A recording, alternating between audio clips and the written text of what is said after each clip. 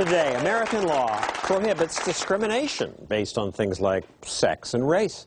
It's in the interest of fairness and equality, and that sounds good. The Equal Employment Opportunity Act forbids employers to discriminate against minorities.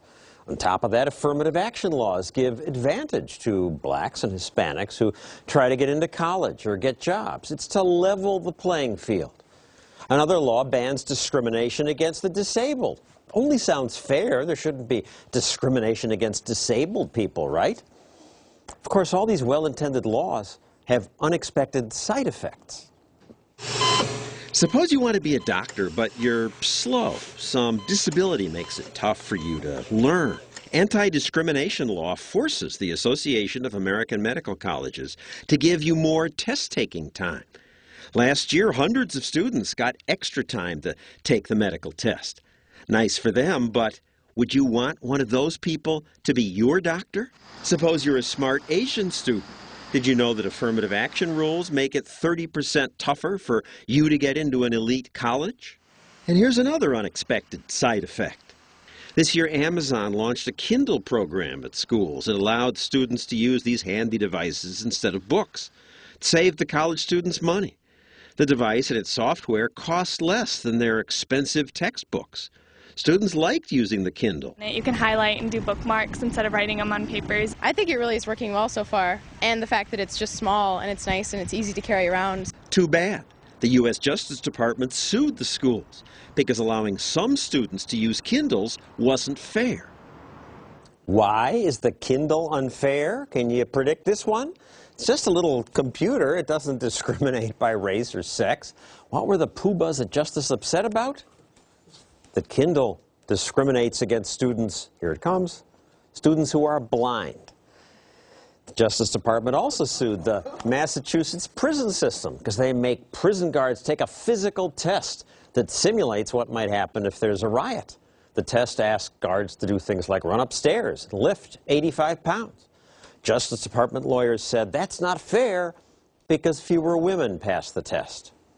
Two more examples. Casey Martin has a disability that makes it hard for him to walk, so when he plays golf, he uses a golf cart. He sued the PGA because in their big matches with the best players, they require players to walk from hole to hole. If that's their rule, seems fair to me, but the Supreme Court agreed with Martin and forced the PGA to let him compete using a cart. Casey Martin can take a victory lap. Finally, sometimes the result of the pursuit of equity and fairness is to keep the people who are really good at something down. I worked hard to get to where I am. Jericho Scott's a Little League pitcher. He's really good. I think everybody wants their child to be good at something. But apparently he was too good. So good that his league banned him from playing. We didn't want the pitcher to pitch because we didn't want the kid getting hit by that ball. They were worried that he'd overwhelm the other players. It reminds me of the Kurt Vonnegut short story about the year 2081, where everyone in America is made equal by the handicapper general. The handicapper general is a government official who makes sure no one's stronger than anyone else or better looking or smarter. If you're smart, the handicapper general shoots a loud screechy noise into the earpiece you have to wear, and that stops you from thinking for a while. Keeps you as dumb and docile as everyone else. Recently, someone made this movie about it. The strong wore weights to make them weaker. The intelligent wore earpieces that kept them from taking unfair advantage of their brains. Even the beautiful sometimes wore masks in situations where their beauty might simply be too distracting. The story is about an unusually able man named Harrison Bergeron, who, like others with great talent, is forced to wear heavy weights to keep him from being exceptional. He rebels, however, and one night when the government's televising a ballet, where a bored audience watches dancers who wear masks to hide their beauty and weights to drag them down to my dance level, he breaks in. He jumps on the stage and says, "My name is Harrison Bergeron. I am a fugitive and a public threat." He breaks his chains, breaks the wooden yoke that hobbled him, takes the mask off the face of one of the beautiful ballerinas, and then they dance. The handicapper general, here she is, then rushes to the theater and kills him. Okay, it's a little extreme. It's a work of fiction. We don't yet have a handicapper general, do we? No one is better than you. Everyone is your equal, and everyone is equal to you. That was the vice president at the Democratic National Convention. He said, equality is the American creed. I'm not saying the VP has become our handicapper general, but at the convention he did claim the American dream, where anyone can make it, is slipping away. So it's the job of government to fix that. Well, these two men don't agree with that. Thor Halvorson and Chandler Tuttle made that movie. So we're not that far. Well, certainly we don't have a handicapper general yet. But we do live in a society with a heavily regulated market. We have regulations governing all areas of commerce. There's a lot of the ones that you discussed today already on this show.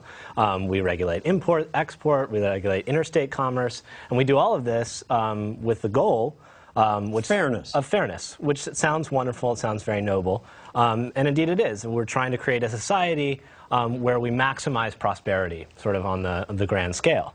The problem with that is that, if we say that prosperity is our goal, then one side says, well, freedom and entrepreneurship is the best way to maximize prosperity. And then the other side, right? And then the other side says that no, careful rules and regulations are the best way to maximize prosperity. But what gets lost in that argument, and what the film's about, is that freedom is not just some theoretical means to an end. It's an end unto itself. Freedom isn't a strategy; it's a goal. And Thor, you want to add to that? Well, I think when talking about equality, it's very important. People misunderstand the issue of we're all equal. We're all equal in as much as you and Chandler and I should not be treated by a court differently. They shouldn't prefer you because you're so much smarter than we are, for instance. They shouldn't prefer Chandler because he is... by the way. Absolutely. or because you wear these great ties that people like Ed Hudgens likes. But equality of conditions is different from equality before the law. Whereas we should all be treated equally by a judge, regardless of our race, regardless of sexuality, regardless of preferences or political views, more importantly. It's very different when they try and treat us, they want to make us equal, equality of conditions. And that is something that the United States is not set up. The United States was set up precisely to focus on freedom. If you want to look at what countries look like when they focus much more on equality of conditions, these examples abound all over the world. I'm from Venezuela. Hugo Chavez, his only goal is to make everyone quote-unquote equal, meaning make everyone docile so he can be president until 2030. If you want to look at other examples, and I don't mean to be cute here, but I've just been to Cuba. You want to look at what a handicapper general society looks like? Go to Cuba. Go to North Korea. Though the politicians are above the ordinary people. Thank you, Thor Halvorson and Chandler Tuttle.